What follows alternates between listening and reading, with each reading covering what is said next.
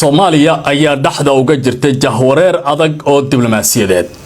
markii madaxweyne Xasan Sheekh Maxamuud uu talada la wareegana aad waxa uu wareeray hanaanka jihaynta diblomaasiyadda dalka marka laga fiiriyo arrimaha la macaamilka caalamka iyo sidoo kale la falgalka siyaasadaha hardamaya ee gobolka Soomaaliya waxay noqotay wadan aan la saadaalin karin jihada diblomaasiyadeed iyo hanaanka ay rabta intaba hasaatee xaaladdu waxay ka sii dartay markii Mareykanku uu si cad u diiday qarankii qaramada midooba laga yabo haya ee ujeedadiisu ahayd in lagu taageero howlgalka nabad ilaalinta Soomaaliya ee AWSOM loo yaqaano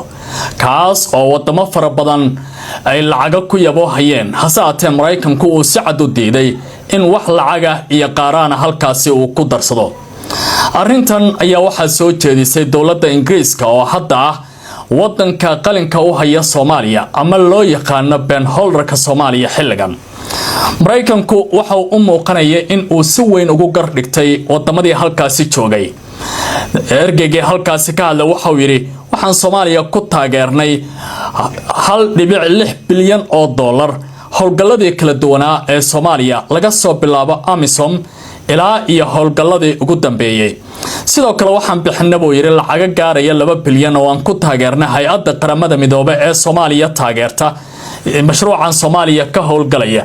hasaatee waxa uu tilmaamay marka taa laga yimaado in ay feer socdeen taageero wajiyo kala duwan lahaa oo qaarkoodna lagu taageeraya hay'adaha ka howlgala dalka ee amniga iyo sidoo kale gargaarka bani'aadanimada laakiin Mareykanku waxa uu ka muujiyay rajo la'aan sida ay wax u socdaan iyo waliba canshuur bixiyaasha Mareykanka lacagtooda in aan lagu bixin karin meel hoggaanka ugu sareeya dalka Soomaaliya iyo waliba siyaasadda wadanku ay tahay mid aysan u ekaan karin in taageero fara badan la sii galiyo sida daraadeed waxa uu Mareykanka soo jeediyaa beelaha Soomaaliyeed iyo dawladda federaalka ahba inay la yimaadaan isbedel ay dawladnimo ku taageerayaan isla markaana ay kaga adkaanayaan kooxaha argagixiso sidoo kalena ay qiimeyn ku sameynayaan arrimahan hasaatee marka la eego arrintan xasaasiga waxay ku soo aadaysaa xilli dawladda federaalka ee Soomaaliya hanaankii u jihaynaysa siyaasadda diblomaasiyaddu ay tahay mid aad u adag isla markaana walaac badan ay ka muujinayaan dadka diblomaasiyadda iyo xiriirka caalamiga iyo amniga intaba bartay marka laga yimaado dooda Mareykanka dhinaca kale Soomaaliya waxay wajahaysaa mushkilad kale oo diblomaasiyadeed madaxweyne Xasan Sheekh ayaa dhabarka u jeediyay dawladaha Eritrea iyo Masar waxana sidoo kale oo saaxiib suka xilligan ka dhiganaya Ethiopia iyo sidoo kale dalka Kenya oo maalmaha soo socda la qorsheynayo in uu yimaado magaalada Nairobi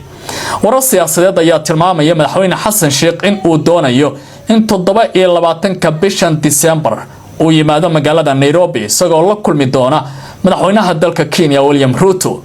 madaxweynaha waqtigu ka dhamaanayo marka la eego geediga siyaasadda diblomaasiyadda ee Soomaaliya waxa uu geliyay jahwareerkii ugu adkaa sida ay ku doodayaan qaar ka mid ah dadka mucaaradka ku ah iyo aqoon-yahanada diblomaasiyadda bartaba Soomaaliya oo aan lahayn saaxiib siyaasadeed oo la isku haleyn karo Turkiga oo xilligan muujinaya shaki ballaaran Qatar oo aan dawladda federaalka ee Soomaaliya aragtida ay ka qabto hadda ay tahay mid aad u jilicsan Imaaraadka oo loolan adag ku haya Muqdisho Eritrea iyo Masar oo carooday Sacuudiga oo aan doorkiisa la aqoon iyo waliba madaxweyne Xasan Sheekh Maxamuud oo maalinba diyaarad dhinac u raacaya ayaan la ogeyn waxa ay ku dhamaan karayso mustaqbalka siyaasadda Soomaaliya saatee dad badan ayaa walaac ka muujinaya meesha arrintan ay ku dambeyn doonto xilli dalka sidoo kale uu ku jiro jahwareer siyaasadeed oo ay adag tahay xilligan in xal loo helo marka laga fiiriyo maamul goboleedyada qaarkood saluuga qaba mucaaradka walaaca ka muujinaya hubanti la'aanta siyaasadeed madaxweyne Xasan Sheekh iyo xisbigiisa JSP oo doonaya doorasho hal dhinac ka raran inay wadanka ku qabtaan shacabka Soomaaliyeed oo kala qaybsan iyo qabyaaladda oo meel sare gaartay marka siyaasadda arrimaha gudaha waxa la leeyahay walaac badan ayaa ka jira oo kala qaybsanaana halka tan arrimaha dibaddana aan la ogeyn meesha ay ku dhamaan doonto madaxweyne Xasan Sheekh oo lagu yaqaanay inuu ahaa hogaamiye hal adag isla markaana siyaasadda arrimaha gudaha iyo waaqaca siyaasadda si weyn u yaqaanay dad fara badan waxay isweydiinayaan jihada uu wadanka u wado ma waxa ay ka dhigan tahay go'aanadii si ugu dambeeyay mise waxa jira isbedel uu rajaynayo mustaqbalka dhow in uu miiska soo saaro waqtiga ayaa ka jawaabaya.